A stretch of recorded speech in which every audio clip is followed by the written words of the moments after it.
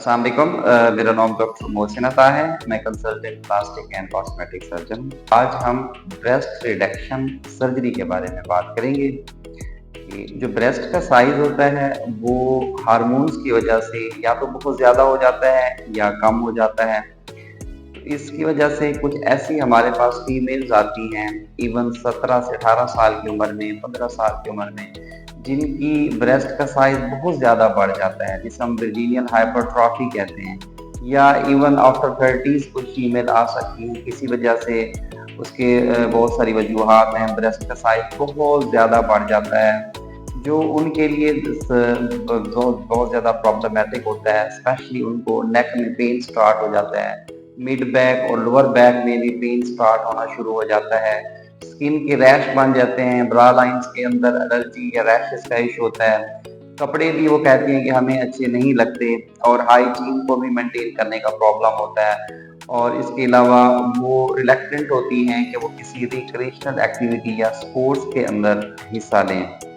तो ये एक ना सिर्फ सोशल एम्बैरेसमेंट का कॉज बनता है, बल्कि पेशेंट्स के लिए एक इसका साइकोलॉजिकल भी बड़ा बैड इफेक्ट पड़ता है। तो अब हम बात करेंगे ब्रेस्ट रिडक्शन सर्जरी के बारे में।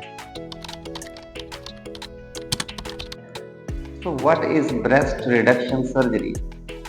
ब्रेस्ट रिडक्शन सर्जरीज के अंदर हम ब्रेस्ट का जो पेरेन्काइमा ग्लैंड है उसका कुछ पोर्शन हम उसको एक्साइज कर देते हैं, और preferably from the lower pole और आउटर पोल से, ताकि जो एक उसकी सैगीनेस होती है, बहुत ज़्यादा वेट होता है, वो कम हो जाए। उसके बाद बाकी जो रिमेनिंग पेरेन्काइमा होता है उसको हम रीडिस्ट्रीब्यूट करके ब्रेस्ट को ऊपर की तरफ अपलिफ्ट कर देते हैं, जिससे उसका ना सिर्फ साइज कम होता है बल्कि एक अच्छी शेप आ जाती है।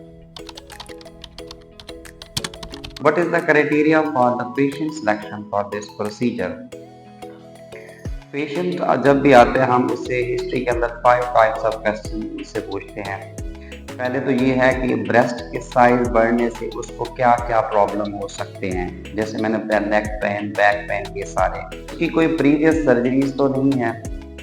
सर्जरीज के इसलिए पूछते हैं क्योंकि हमने फर्दर एक पेडिकल या एक स्किन पैटर्न की रिसेक्शन डिसाइड करनी हो, तो कोई बायोप्सी हुई हो, क्या फैमिली में कोई कैंसर की हिस्ट्री तो नहीं है, कोई आप मेडिकेशन ओसीपी कंट्रासेप्टिव पिल्स या वो तो नहीं यूज कर रहे हैं, और फाइनली जो कोई सिस्टमिक डिजीज तो नहीं है, डायबिटीज, हाइपरटेंशन, इसके लिए हमें मेडिकल इवैल्यूएशन करानी है। ये इंपॉर्टेंट चीजें हैं जो हम रूल आउट करते हैं हिस्ट्री के ऊपर। इसके बाद ब्रेस्ट का प्रॉपर एक क्लिनिकल एग्जामिनेशन होता है, डिफरेंट पोस्चर्स में डिफरेंट मतलब उसका असेसमेंट होती है, और उसके साइज की सिमेट्री देखी जाती है। ब्रेस्ट की कुछ मेजरमेंट्स भी होती हैं, हम वो मार्किंग वगैरह मेजरमेंट्स लेते हैं, निपर एरोडा कम्प्लेक्स की एसिमेट्री, आईएमएफ फोल्ड की, और इसी तरह से कोई स्वेलिंग तो नहीं है अंदर, कोई एक्सिला के अंदर स्वेलिंग तो नहीं है, चेस्ट की कोई डिफॉर्मिटी तो नहीं है पेशेंट्स को, और इसके अलावा और भी काफ़ी सारी चीज़ें जो हम असेस करते हैं।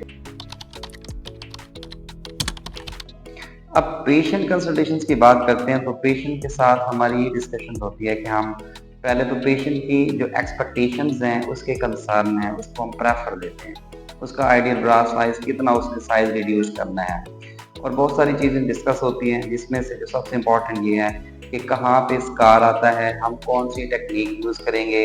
इसमें 2 टेक्निक्स होती हैं, सुपीरियर और इन्फीरियर पेडिकल, स्किन पैटर्न का क्या रिसेक्शन होगा, और इसके बाद जो उसका ब्रेस्ट फीडिंग या लैक्टेशन स्टेटस है उसके ऊपर भी क्या कोई इफेक्ट पड़ सकता है, सर्जरी का कितना टाइम है, क्या कॉम्प्लिकेशंस है, ये सारी चीज़ें पेशेंट की कंसल्टेशन में डिस्कस होती है। उसके बाद एक मेडिकल इवैल्यूएशन अगर ज़रूरत है वो भी हम करवा लेते हैं। फिर पेशेंट से कंसेंट होती है, कंसेंट के बाद सर्जरी की प्रिपरेशंस होती है, जिसमें सबसे पहले हम एक मार्किंग का सेशन होता है, पेशेंट की मार्किंग करते हैं, मार्किंग के बाद फिर एनेस्थीसिया। अब हम बात करेंगे प्रोसीजर के बारे में।